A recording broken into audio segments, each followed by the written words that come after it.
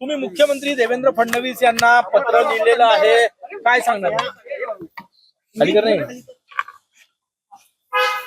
18 तुमच्या हातच येत आहे सरकारनं थोडंसं. शनिवारी 18 जुलै रोजी 4:30 वाजता नागपुरात रामनगर येथल्या राम मंदिरामध्ये उद्धव ठाकरे यांच्या उपस्थितीत राम रक्षा हा एक उपक्रम, त्याचा दुसरा टप्पा आम्ही इथे राबवतो. मुंबईत झालेला तयारी सुरू आहे. हा कार्यक्रम नागपुरात आहे आणि राज्याचे मुख्यमंत्री देवेंद्रजी यांच्या घरापासून हा कार्यक्रम जवळ आहे असं माझ्या का लक्षात आलं.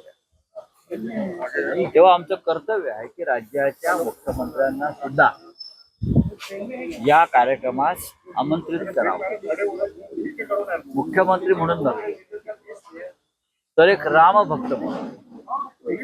कारण देवेंद्रजी वारंवार सांगत राहिले आहेत आणि आम्हाला ज्याचा अभिमान आहे की 1992च्या अयोध्येच्या आंदोलनात करसभेला ते स्वतः नागपुरातून अयोध्येला गेले होते करसेवा करायला. हे ते सांगतात अभिमानाने आणि त्याचा आम्हालाही गर्व आहे. त्याच्यामुळे अशा रामभक्ताला सुद्धा आम्ही आमंत्रित करावं ही आमची एक भूमिका आहे. त्यांनी एक रामभक्त म्हणून यावं, आम्ही त्यांचं स्वागत करू. आणि असं आम्ही नागपूरमधल्या हिंदुत्ववादी अशा अनेक संस्थांना संघटनांना आम्ही आमंत्रण देत आहोत. आम्ही त्यांनाही आमंत्रण देत आहोत. संघाचे इकडले जे प्रमुख पदाधिकारी आहेत किंवा हिंदुत्वाचं काम करणाऱ्या ज्या संस्था आहेत आम्ही त्यांनाही देऊ. आणि ज्या पद्धतीनं राम मंदिरात चोरी आणि लुटमार झालेली आहे, हजारो आणि शेकडो कोटी, ती गोष्ट विश्वास आणि श्रद्धेला तडा देणार आहे. आणि हा धक्का देवेंद्र फडणवीस यांना सुद्धा नक्कीच बसला असेल. आणि जर तो खरोखर बसला असेल तर त्यांनी या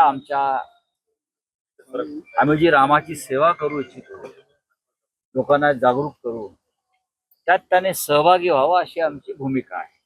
विनायक राऊत यांच्यावर ज्यांची श्रद्धापोटी त्यांचे पैसे चोरीला गेले असे भाजपचे आमदार आणि उत्तर प्रदेशचे विधानसभा अध्यक्ष सतीश महाना यांनी वक्तव्य केले. आता तुम्ही या सगळ्या विषयावरून बोलत होता. नाही, मी या विषयावरती बघा की मुळात भारतीय जनता पक्षाच्या नेतृत्वाखाली किंवा नियंत्रणाखाली राम मंदिराचा संपूर्ण कारभार चालतो. जर त्यांना असं वाटत असेल की ज्यांची श्रद्धा खोटी आहे, याचा अर्थ जे शेकडो करसेवकांनी तिथे बलिदान दिलं त्या बलिदानाचा ते अपमान करताय. ते खोटे लोक होते का ज्यांनी रक्त सांडलं, ज्यांनी बलिदान दिलं?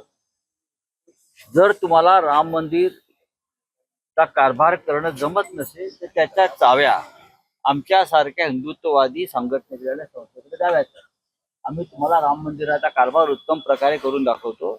आज राम मंदिराच्या चाव्या चोरांच्या हाती आहे आणि ही चोरांची भाषा आहे. ते जे महाशय बोलतात ही चोराची भाषा आहे आणि चोराच्या मनात चांदणं असतं त्या पद्धतीने ते बोलत आहेत.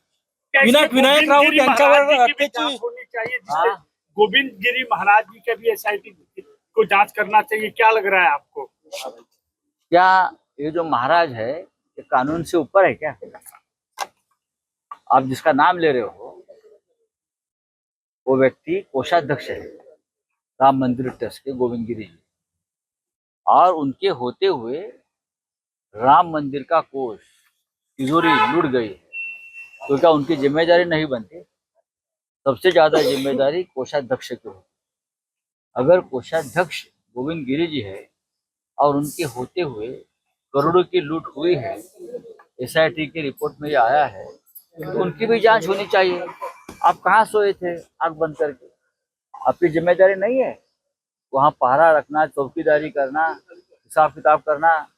मैंने सुना ये महाशय बोलते हैं कि हम पुणे से ऑडिटर भेजते थे. ये पुणे से ऑडिटर भेजने का काम है क्या? इतना बड़ा मंदिर है, देश की अस्मिता है, विश्व की अस्मिता है, हिंदुओं की अस्मिता है. आप हम लोगों ने बलिदान दिया है, हमारे लोगों ने। और आप बोलते हैं हम पुनः से ऑडिटर भेजते थे।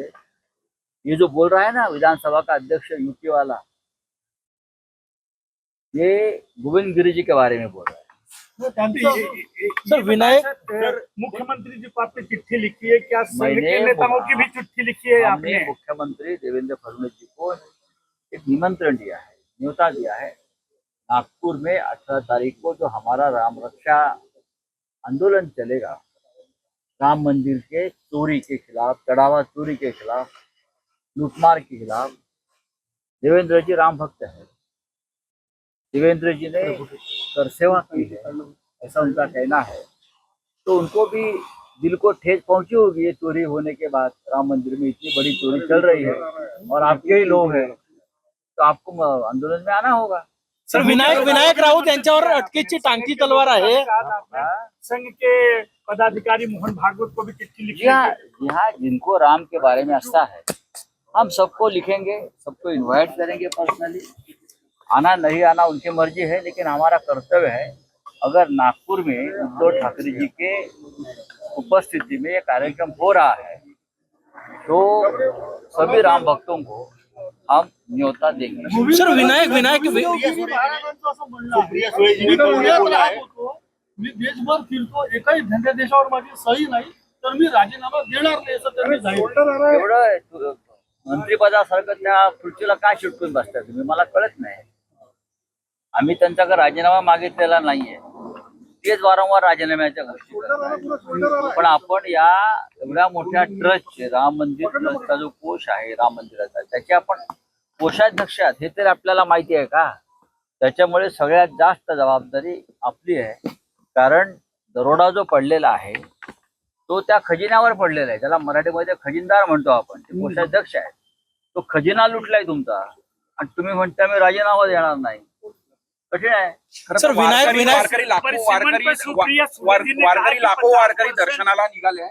विठ्ठल रुक्मिणी मंदिरामध्ये व्हीआयपी दर्शनावरून गोंधळ, एकीकडे सुधीर मुनगंटीवार यांच्यासोबत आलेल्यांना दर्शन नाही दिलं, तर गुलाबराव पाटील यांचे जे कार्यकर्ते होते ते मात्र जुगारून आतमध्ये दर्शनाला गेले नाही। त्यांचं हिंदुत्व वेगळ्या प्रकारचं आहे बरं का। बहुतेक त्यांना वाटलं असेल आमच्या माऊलीनं त्यांच्या पक्षात प्रवेश केला, त्यांना असं वाटतं की त्यांच्या पक्षात देव वगैरे सगळे संत प्रवेश करतात, तर त्यांना तो रात्री स्वप्न पडला असेल की माऊली त्यांच्या पक्षामध्ये प्रवेश करते झाली। मूर्ख लोक आहेत। सर विनायक राऊत यांचा जामीन अर्ज फेटाळलेला आहे, त्यांना कधी अटक होऊ शकते। समर्थन करेंगे आप लोगों की पार्टी का क्या स्टैंड है? और 50% अगर सीटें बढ़ती है सर समोर घेऊन और एक भूमिका अगर सरकार लेकर, अमेंडमेंट लेकर सामने आती है और सभी से चर्चा करती है, तो उस बात पर चर्चा हो सकती है। निर्णय जो है इस बारे में क्या करना है कोई अकेली पार्टी नहीं करेगी। इंडिया ब्लॉक ना शिवसेना करेगी, ना एनसीपी करेगी, ना और कोई करेगी, ना कांग्रेस करेगी। जो निर्णय होगा इस परिसीमन बिल के बारे में, ये हम सब मिलकर बैठकर उस बारे में निर्णय लेंगे। मराठीत हे डिलिमिटेशनचा की एकट्याने कोणता निर्णय मराठीत नाही, असा आहे की हा जो विषय आता परत तुम्ही चर्चेला आणताय की राष्ट्रवादी काँग्रेस पक्ष समर्थन करणार आहे, आम्ही असं काही ठरलेलं नाही। काल सुप्रियाताई सुळे यांनी सुद्धा ते स्पष्ट केलेलं आहे, जर काही वेगळा प्रस्ताव घेऊन सरकार समोर आलं जो विरोधी पक्षाला मान्य होईल असं आम्हाला वाटलं, तर इंडिया ब्लॉकचे सर्व घटक पक्ष एकत्र बसतील, एकत्र चर्चा होईल आणि त्याबाबत सामुदायिक निर्णय होईल। कोणी एखाद्या पक्षाने वेगळा निर्णय घेण्याचा प्रयत्न केला तर त्या संदर्भात सुद्धा इंडिया ब्लॉक मध्ये वेगळी चर्चा होईल। मला असं वाटतं कोणीही वेगळी भूमिका घेईल असं मला दिसत नाही। इंडिया ब्लॉक एकसारखा पाऊल उचलेल याबद्दल कोण? अगदी सामुदायिक निर्णय घेऊ, आम्ही एकत्र निर्णय घेऊ आणि त्यानुसार आम्ही त्या बिला संदर्भात भूमिका ठरवू। एकनाथ शिंदे जी के साथ गृह मंत्री जी से मिले और उन्होंने कहा है कि तमाम औपचारिकताएं कानूनी औपचारिकताएं पूरी कर ली गई है। देखो, तमाम कानूनी औपचारिकताएं शब्द गलत है, तमाम गैर कानूनी औपचारिकताएं लोग पूरी करते हैं। कानूनी तौर पर ये तो किसी पार्टी में शामिल नहीं हो सकते, टूट भी नहीं सकते, ये कानून कहता है। तो कानूनी औपचारिकता क्या है? ये जो बैठे हैं अमित शाह जी, देश के गृह मंत्री, एक ऐसे नेता है वो कभी कानून को मानते नहीं, संविधान को मानते नहीं। अगर उनके मार्गदर्शन में ये लोग पार्टी छोड़ रहे हैं तो गैर कानूनी तरीके से ये काम कर रहे हैं, लेकिन उनकी सांसदी नहीं बचेगी, मैं आपको ये बोल रहा हूँ। सर, मौलाना जर्जिस ने ये कहा है कि जो श्री कृष्ण भगवान थे वो 5 वक्त के नमाजी थे। मुझे मालूम ये सर ते विनायक राऊत त्यांच्यावर अटकेची टांगती तलवार